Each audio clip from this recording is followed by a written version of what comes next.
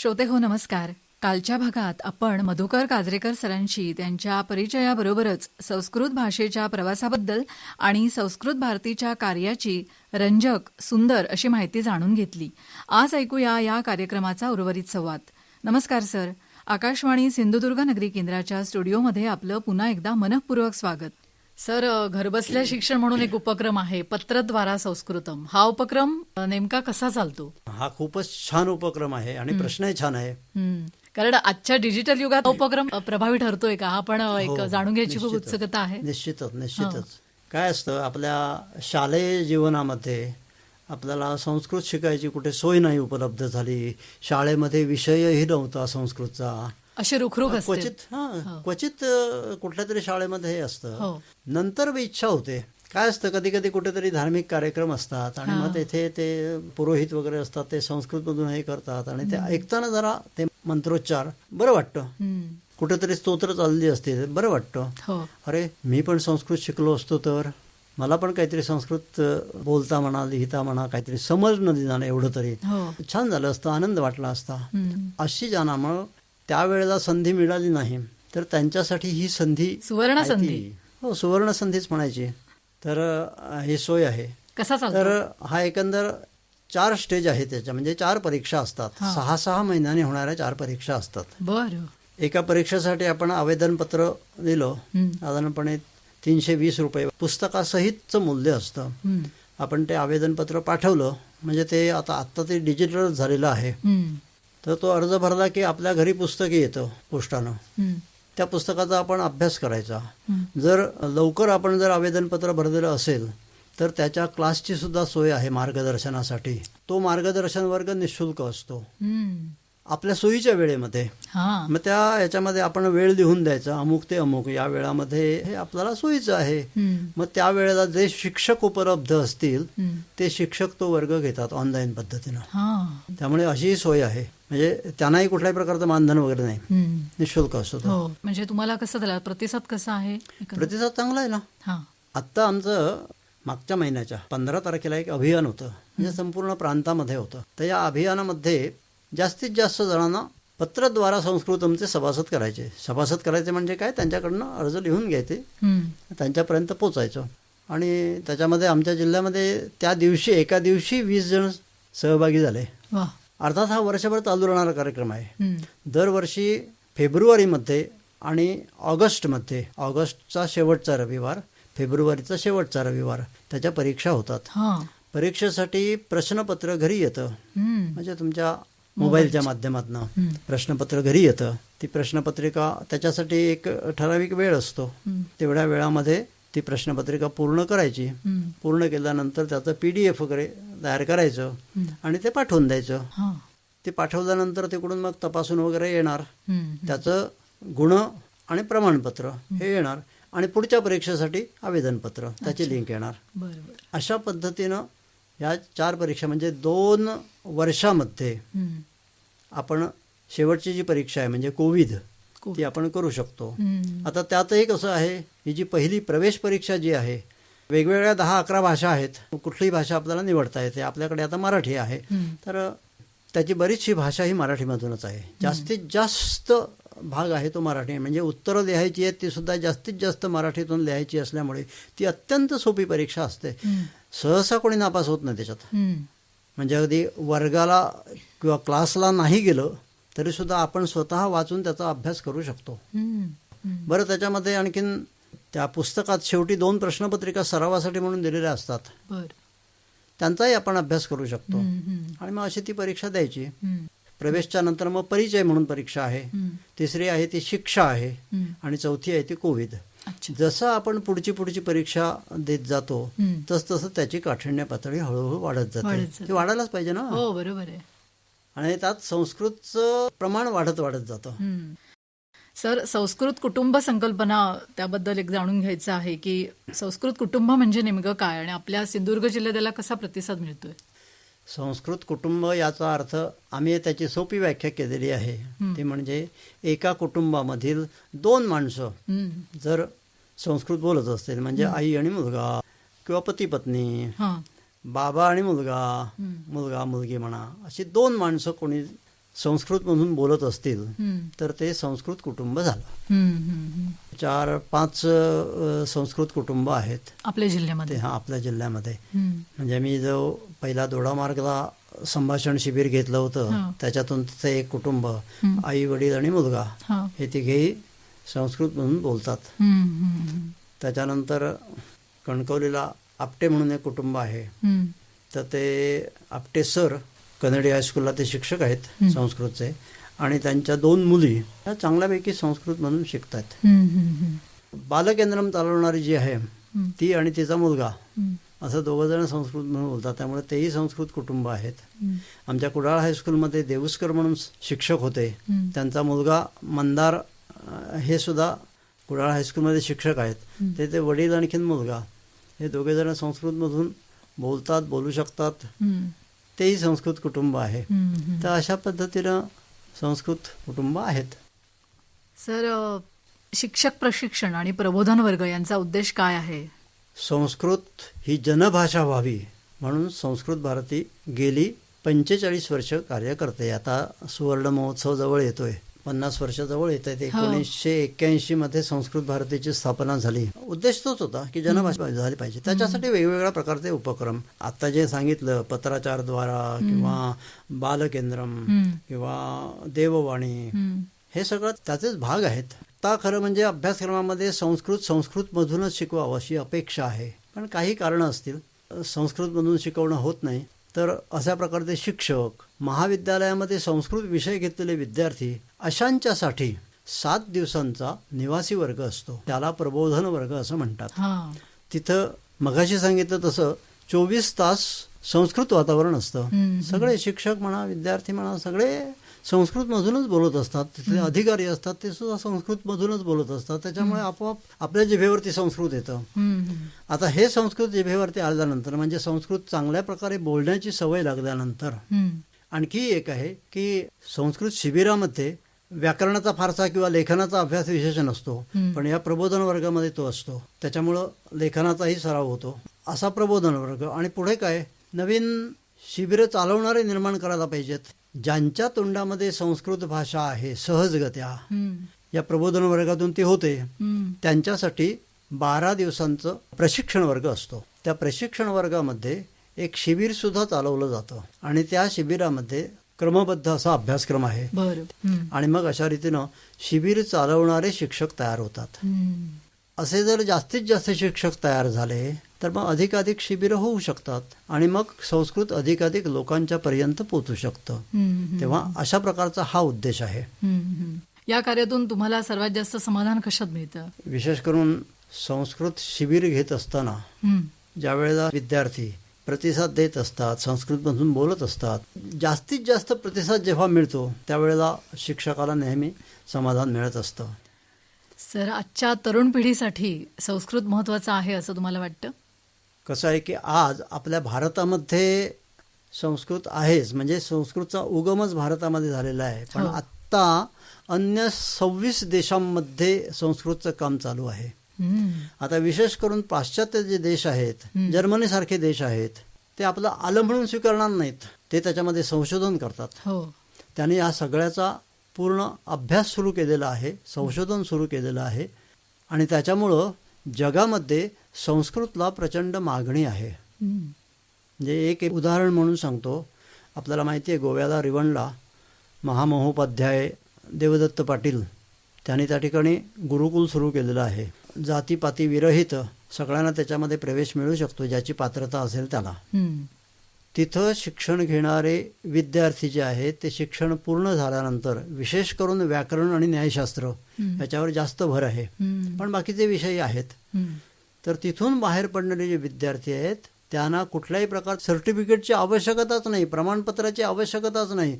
त्यांना बाहेरच्या जगामध्ये म्हणजे इंग्लंड, अमेरिका, जर्मनी मोठ्या प्रमाणावरती मागणी आहे. म्हणजे तरुणांच्या दृष्टीतून जर अशा प्रकारचं संस्कृत घेतलं, MA म्हणा, PhD म्हणा केलं, आणखीन पुढे संशोधनाला जर वाहून घेतलं तर त्यांना निश्चितपणाने भवितव्य आहे. आज शिक्षकांची कमतरता आहे. शाळांमध्ये सुद्धा एखाद्या संस्थेला वाटलं की संस्कृत विषय हवा पण संस्कृतला शिक्षक नाही आहे, मग काय करताय? आज आता असंच झालं ना. जसं माझ्या शाळेमध्ये मी BSc असताना माझ्याकडे संस्कृत विषय आला. माझ्या मागून सुद्धा जी शिक्षिका आहे सुद्धा BSc मॅथमॅटिक्सची आहे, तिच्याकडेही संस्कृत आहे. खऱ्या अर्थानं संस्कृत घेण्यासाठी संस्कृत विषय घेऊन पदवी मिळवली तर त्यांना भवितव्य तरुण पिढीने यावर खरंच म्हणजे विचार करण्याची गरज आहे. सर, संस्कृत भारतीची कार्यरचना ही खूप व्यापक आहे. आपण पाहतो अखिल भारतीय स्तरापासून ते गाव पातळीपर्यंत 21 पदांची कार्यसमिती असते. तर या व्यवस्थेचं वैशिष्ट्य काय आहे, थोडक्यात सांगा. संस्कृत प्रसाराचं कार्य हे व्यवस्थित रीतीनं चालावं अशा रीतीनं ही व्यवस्था आहे. म्हणजे ही जी पदं जरी दिलेली असली तरी सुद्धा व्यवस्था म्हणून ही रचना केलेली असते. मग त्याच्यामध्ये अध्यक्ष, तो पालक असतो सगळ्यांचा, उपाध्यक्ष असतात, मंत्री असतो, ज्याला आपण कार्यवाह सचिव असं म्हणतो, ते संस्कृत भारतीमध्ये मंत्री असं पद आहे. त्याला सहाय्यक असणारा सहमंत्री असतो. खूप काम असेल तर मग सहमंत्री 2 सुद्धा असू शकतात. नंतर संस्कृत भारती ही शिक्षण क्षेत्रामध्ये काम करणारी संघटना आहे आणि त्याच्यामुळं त्याच्यामध्ये प्रशिक्षण प्रमुख म्हणून पद असतं आणि त्या प्रशिक्षण प्रमुखाच्या अनेक आयाम आहेत. मग त्यात देववाणी आहे, बालकेंद्रम आहे, गीता केंद्रम आहे, श्लोक पाठन केंद्रम आहे, असं असतं. आणि त्याच्यामुळं त्यांच्यासाठी एक एक माणूस नेमून द्यायचा. नंतर समाजामध्ये संस्कृतचा प्रसार झाला पाहिजे याच्यासाठी संपर्क प्रमुख असतो. समाजाचा कल निर्माण करणारी जी अशी व्यक्तिमत्व असतात त्यांच्याशी संपर्क करायचा, त्यांच्याशी वारंवार संबंध वाढवायचे की ज्याच्यामुळे ते संस्कृतच्या प्रचारा प्रसारासाठी अनुकूल होतील, आपल्याला कुठेही मदत मिळू शकेल त्यांच्या थ्रू, असे असतात. प्रचार करण्यासाठी म्हणून एक व्यवस्था असते, त्याला प्रचार प्रमुख असं म्हणतात. त्याच्यामुळे ते संदेश संस्कृतमध्ये असतात. त्यामुळे आपोआप लोकांच्या कानावरती किंवा लोकांच्या वाचनामध्ये संस्कृत येतं. काही विद्वान लोक असतात, त्या विद्वान लोकांचं संघटन व्हावं अशा दृष्टीतून विद्वत परिषद म्हणून सुद्धा आहे.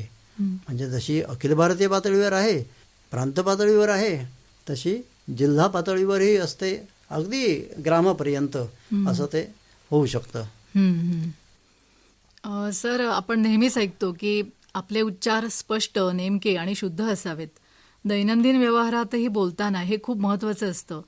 तर संस्कृत भाषेचा अभ्यास केल्यानं आपल्या उच्चारांमध्ये आणि बोलण्यामध्ये काही सकारात्मक बदल होतो का, आणि यासाठी नेमकं काय करावं? काही सोप्या पण महत्त्वाच्या टिप्स आम्हाला सांगा. निश्चितच आहे. कारण मगाशी सांगितल्याप्रमाणे आपला वेगवेगळ्या कंठ म्हणा, तालव्य म्हणा किंवा अशा प्रकारचे सगळे वर्ण आणखीन स्वर आहेत आणि ते असल्यामुळं त्या त्या ठिकाणाहून त्या प्रकारचा उच्चार झाल्यामुळं आपली वाणी सुधारते. आणि याच्यासाठी उत्तम मार्ग कोणता आहे तर आता सुभाषित पठण आहे, श्लोकांचं उच्चारण आहे. गेल्या वर्षीचाच एक उपक्रम सांगतो की आपल्या जिल्ह्यामध्ये काम कमी असून सुद्धा त्या उपक्रमाचा पूर्ण प्रांतभर त्याचं बोलबाला झाला किंवा स्तुती झाली. ते म्हणजे श्लोक पठण. आपला जो संस्कृत दिन असतो श्रावण पौर्णिमा, त्याच्या आधी 3 दिवस आणि नंतर 3 दिवस मिळून असा संस्कृत सप्ताह असतो. या सप्ताहाच्या पहिल्या दिवशी शाळांमधून संपर्क करून तिथं 10 सुभाषित दिली होती.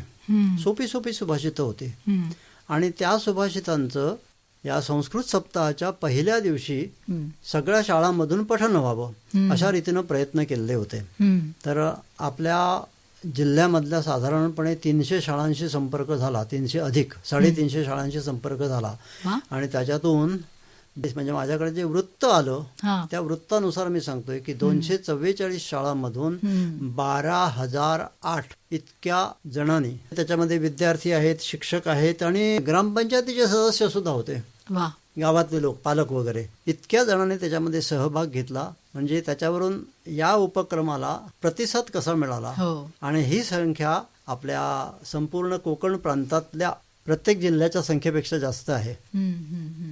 श्लोक म्हणणं, स्तोत्र म्हणणं. स्तोत्र संस्कृतमधली जी आहेत ही अतिशय प्रभावी असतात. योग्य अशा प्रकारचा शिक्षक मात्र मिळाला पाहिजे शिकवण्यासाठी. त्याचे उच्चार योग्य होतीनं त्या रीतीनं जर उच्चार केले आणि ती स्तोत्र पाठ केली, रोजचं पठण जर केलं, संध्याकाळची परवचा म्हणतातच ना, देवाकडे दिवे लावले, दिवे लागणी झाली की मग स्तोत्र शुभं करोती वगैरे म्हणतात. ते म्हणताना काही स्तोत्र जर म्हटली तर त्याचा उपयोग अतिशय चांगला होतो. उदाहरणार्थ तर एक आहे प्रज्ञा विवर्धन स्तोत्र आहे, कार्तिकेय त्यांनी लिहिलेलं हे स्तोत्र आहे. त्या स्तोत्राचा जर पाठ केला, पाठ म्हणजे कसा, प्रसिद्ध कीर्तनकार आणि प्रवचनकार मकरंद बुवा रामदासींच्या मुलाखतीमध्ये ते ऐकलं.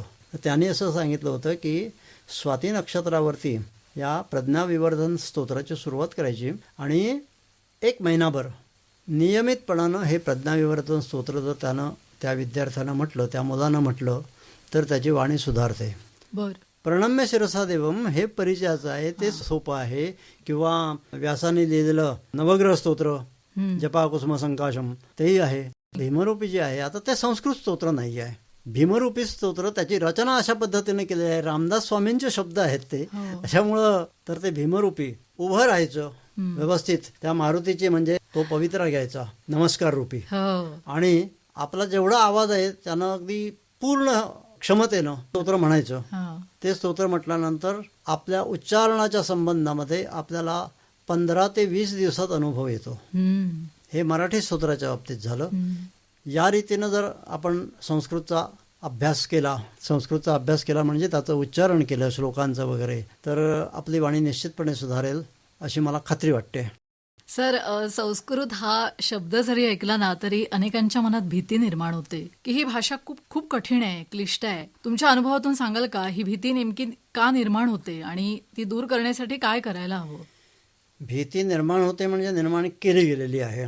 ज्या वेळेला मुलगा शाळेत जातो ना, तर 8वीपासून संस्कृत विषय आहे, तर एकदम गेल्याबरोबर त्याला एकदम रामः रामौ रामाः रामं रामौ रामान् द्वितीया हे सगळं पाठ करावं लागतं, सगळं कंठस्थ करावं लागतं. हा जो भाग आहे ना, आणि कुठल्याही गोष्टीची पाठ करणं हा जो भाग आहे किंवा घोकंपट्टी करणं हे थोडंसं कंटाळवाणं काम होतं. म्हणजे आजच्या पिढीचा जर विचार केला तर हे कंटाळवाणंच काम आहे. तर संस्कृत भारतीमध्ये अशा प्रकारच्या घोकंपट्टी आहे, पण अशा प्रकारच्या घोकंपट्टीला जास्त वजन दिलेलं नाही आहे. आणि त्याच्यामुळं काय होतं, अशी घोकंपट्टी करत राहिलं त्याचा अर्थ कळत नसतो. त्याच्यामुळं असं वाटायला लागतं संस्कृत, अरे बापरे माझ्या केवढी कठीण भाषा आहे ती. खरं तर तसं नाही आहे. म्हणजे मी आता मगाशी सांगितलं ना की 10 दिवसामध्ये आपल्याला संस्कृत बोलता येऊ शकतो. संस्कृत संभाषण शिबिराला गेल्यानंतर फक्त जे आपण शिकलो ते आपल्या तोंडामध्ये आपण ठेवावं लागतं, जिभेवर ठेवावं लागतं, नाहीतर ते विसरून जायला होतं. संस्कृत संभाषण शिबिर हा एकदम उत्तम मार्ग आहे. आणि शाळेमध्ये शिकवताना सुद्धा जसं आता मगाशी सांगितलं की देववाणी विषय आहे, 5वीपासून जर त्यांना अशी सवय लागली तर सहजपणाने त्यांच्या मनातली भीती जाते. पहिल्यापासून व्याकरण नाही सुरू करायचं. कसं आहे, आई मुलाला शिकवते, ती शिकवताना कसं शिकवते, त्याला बोट धरून चालत असताना ती बोबड्या शब्दाने का असे ना, पण ते मराठीतून बोलत असते, ते मूल ते ऐकत असतं आणि शिकत असतं. आणि हळूहळू ते सहजपणाने आपली भाषा बोलायला केव्हा लागते ते समजतच नाही. तीच गोष्ट संस्कृतच्या बाबतीत आहे. संस्कृत कठीण आहे, माता वेदांची वगैरे भाषा आहे ती निश्चितपणे कठीण आहे, पण आपल्या व्यवहारासाठी लागणारी जी भाषा आहे ना ती कठीण नाही आहे. आज भारतामध्ये जवळपास 10 गावं अशी आहेत की जी संस्कृत ग्रामं आहेत. संस्कृत ग्राम म्हणजे काय, तर ज्या गावामधले सगळ्या कुटुंबामध्ये संस्कृत बोललं जातं ते संस्कृत ग्राम. संस्कृत भारती निर्माण होण्यापूर्वी तिकडं कर्नाटकमध्ये एक त्रिशीर नावाचं गाव आहे, ते संस्कृत ग्राम आहेच. पण त्याच्यानंतर संस्कृत भारतीच्या प्रयत्नाने जवळजवळ 8-10 गावं, राजस्थानला एकदम सीमेवरती, पाकिस्तानच्या सीमेवरती, तिथं अशा 2 वस्त्या आहेत, म्हणजे 2 गावं आहेत की जी संस्कृत. मध्य प्रदेशामध्ये एक मोहद नावाचं गाव आहे, त्या ठिकाणची मुलं सुद्धा कोणी समजा तिथे गेला तर म्हणणार आगच्छतु उपविशतु जलमिच्छति वा दुग्धमिच्छति वा, असे सहजपणानं प्रश्न विचारतात. त्या लहान मुलांच्या तोंडामध्ये अशा प्रकारची संस्कृत भाषा आहे. आसाममध्ये सुद्धा 2 वस्त्या अशा आहेत, वस्ती म्हणजे तिला ग्राम असंच म्हणतात. तर तिथंही संस्कृत भारती तिथं गेली आणि तिथं संस्कृत शिबिरं घेतली आणि आता 2 गावं संस्कृत ग्रामं झालेली आहेत.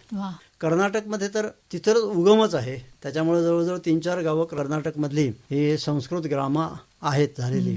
काश्मीरमध्ये झालीत, प्रयत्न चालू आहेत. आता काश्मीर म्हटल्यानंतर एकदम आपल्याला तो दहशतवाद वगैरे असं सगळं दिसतं. हो. त्या ठिकाणी सुद्धा आपले कार्यकर्ते पाय रोवून उभे राहिलेत. म्हणजे थोडक्यात आ सेतू हिमाचल संस्कृतची व्याप्ती आणि त्याचा प्रसार आणि प्रचार सुरू आहे असं म्हणायला हरकत नाही. हो.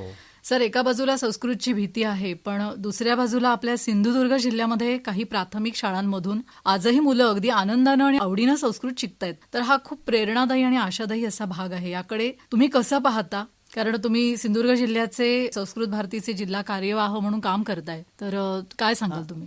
आता प्राथमिक शाळांमध्ये जे संस्कृत आता सुरू झालेलं आहे, अभ्यासक्रमामध्ये संस्कृत नाही आहे आता.